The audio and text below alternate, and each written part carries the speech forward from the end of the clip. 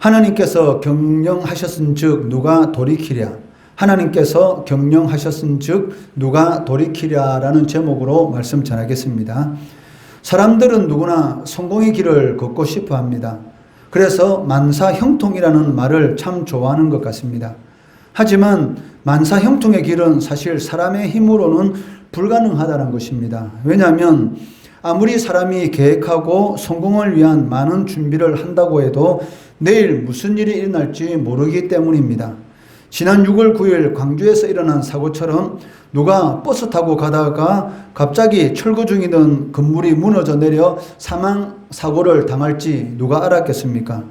이 외에도 사람이 전혀 생각지도 못했던 일로 인해서 목숨을 잃는 그런 경우가 적지 않다는 것입니다. 이처럼 사람이 아무리 자신의 삶의 형통함을 위해서 많은 계획을 세우고 그리고 아무리 많은 노력을 한다 할지라도 내일 무슨 일이 생길지 모르기 때문에 자신의 힘으로 만사형통의 삶을 살아간다, 이것은 불가능하다라고 말을 할 수가 있을 것입니다. 그렇지만 하나님은 우리의 내일을 다 알고 계신다는 것입니다. 예레미야 33장 2절 말씀해 보시면 이를 행하시는 여호와, 그것을 만들며 성취하시는 여호와라고 말씀하고 계십니다. 하나님께서 모든 일을 행하시고 그 일을 만드시고 그리고 그 일이 이루어지도록 하신다라고 말씀하고 계시다는 것입니다. 또한 마태복음 6장 34절 말씀해 보시면 그러므로 내일 일을 위하여 염려하지 말라. 내일 일은 내일이 염려할 것이요 한날의 괴로움은 그날로 족하니라 라고 말씀하고 계십니다. 여기 내일 일은 내일이 염려할 것이요 라는 이 말은 내일 걱정은 내일 가서 걱정하라 라는 이 말이 아닙니다. 즉 내일이라는 시간은 하나님의 시간이라는 것이죠. 그렇기 때문에 우리가 우리의 인생을 우리의 힘으로 스스로 이겨나갈 수 있다라고 생각하는 것이 아니라 하나님을 온전히 의지하며 하나님을 신실하게 의지하는 그런 삶을 살아갈 것을 이 마태복음 6장 34절에서 내일 일은 내일이 염려할 것이다. 즉 내일이라는 시간은 하나님께 맡기라라고 예수님께서도 말씀하고 계시다는 것입니다. 이는 사람이 만사형통의 삶을 살아갈 수 있는 길은 오직 하나님을 전적으로 신뢰하는 길이다라는 것을 우리들에게 잘 보여주고 있습니다. 오늘 본문 말씀은 아수르와 블레셋의 심판에 대한 예언의 말씀입니다. 먼저 볼 수가 있습니다. 이러한 아수르와 블레셋에 대한 하나님의 심판의 경고는 24절 말씀을 통해서 알 수 있는 바와 같이 반드시 성취된다는 것입니다.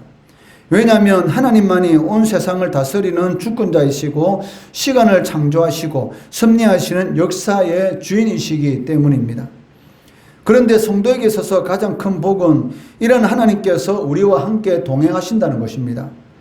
이사야 7장 14절 말씀해 보시면 그러므로 주께서 친히 징조를 너희에게 주실 것이라. 보라 처녀가 잉태하여 아들을 낳을 것이요 그 이름을 임마누엘이라 하리라 라고 말씀하고 계십니다. 이처럼 완전하시고 실패가 없으신 하나님께서 우리와 함께 하신다는데 성도가 무엇이 두렵겠습니까? 그럼에도 불구하고 우리들은 항상 걱정과 근심 그리고 두려움 가운데 살아가고 있습니다. 그렇다면 무엇이 문제입니까?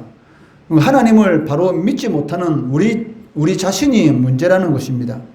사실 신앙이라는 것은 하나님의 역사심을 기다리는 것이다 라고 할 수가 있을 것입니다. 우리가 이 세상을 살아가다 보면 우리의 생각대로 일이 제대로 진행되지 않는 그런 일들이 많습니다. 그때마다 낙심하고 실망할 수도 있지만 반드시 하나님께서 역사하신다라는 그런 믿음을 가지고 기다릴 때에 어떤 상황 가운데 있을지라도 낙심하지 않고 실망하지 않고 일어설 수가 있다는 것입니다. 그러면은 반드시 하나님께서 우리에게 가장 좋은 시간에 하나님께서 그 일을 성취하시는 것을 경험할 수가 있다는 것입니다. 하나님께서 행하시는 일에는 막힘이 없습니다. 하나님의 역사는 흐르는 물과 같다라고 말을 할 수가 있을 것입니다. 세상의 그 어떤 힘과 능력도 하나님의 역사를 거스를 수가 없다는 것입니다. 물은 어떻습니까?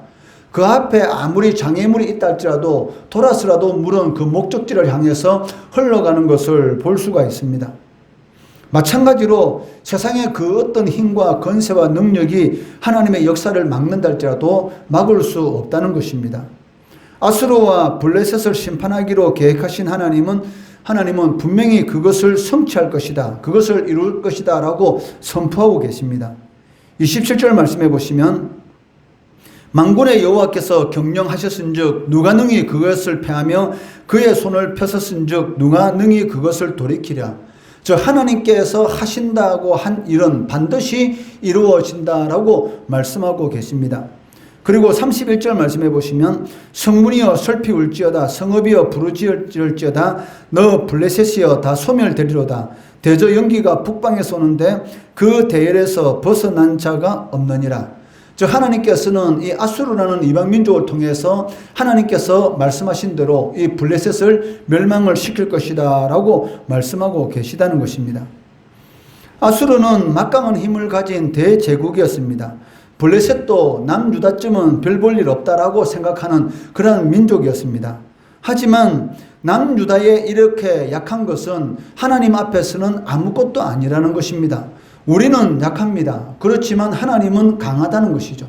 강하신 하나님께서 우리의 약한 점을 충분히 보완해 주시고 승리하도록 우리를 이끌어 주신다는 것입니다.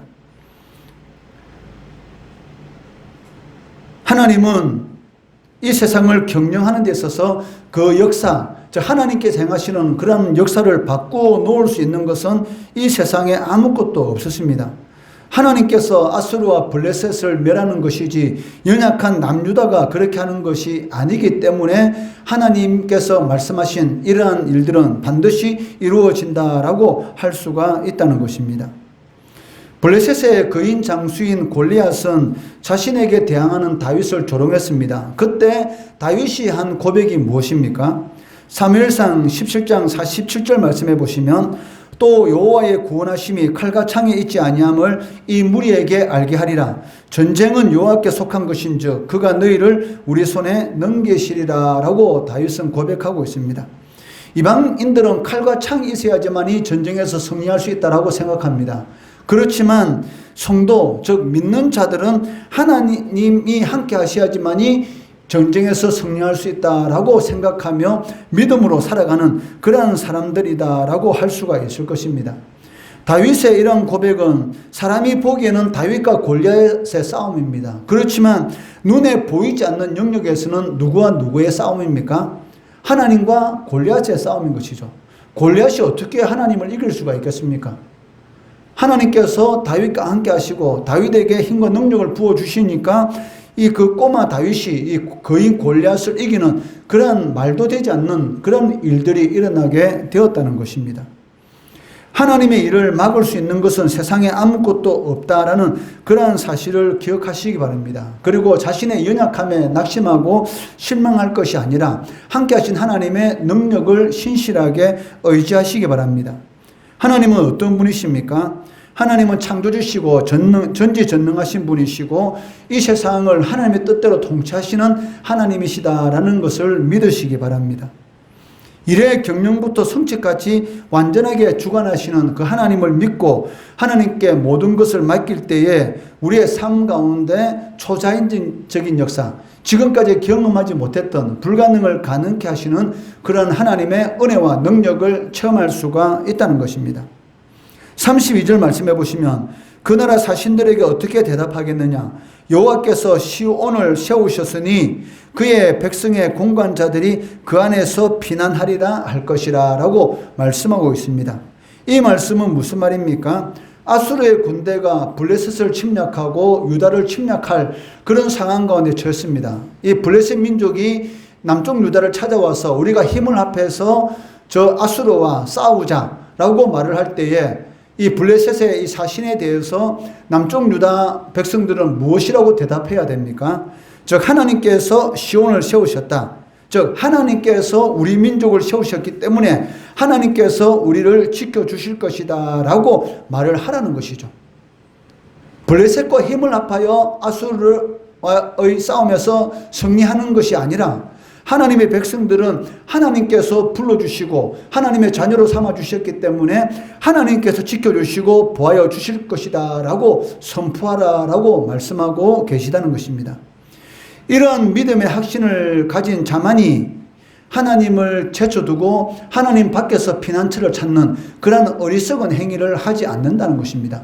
이러한 믿음을 가진 사람이 세상을 쳐다보겠습니까? 당연히 하나님만 바라보고 살아갈 수가 있다는 것입니다. 사망의 음침한 골짜기에 있을지라도 다윗은 두려워하지 않는다라고 고백합니다. 그 이유가 무엇입니까?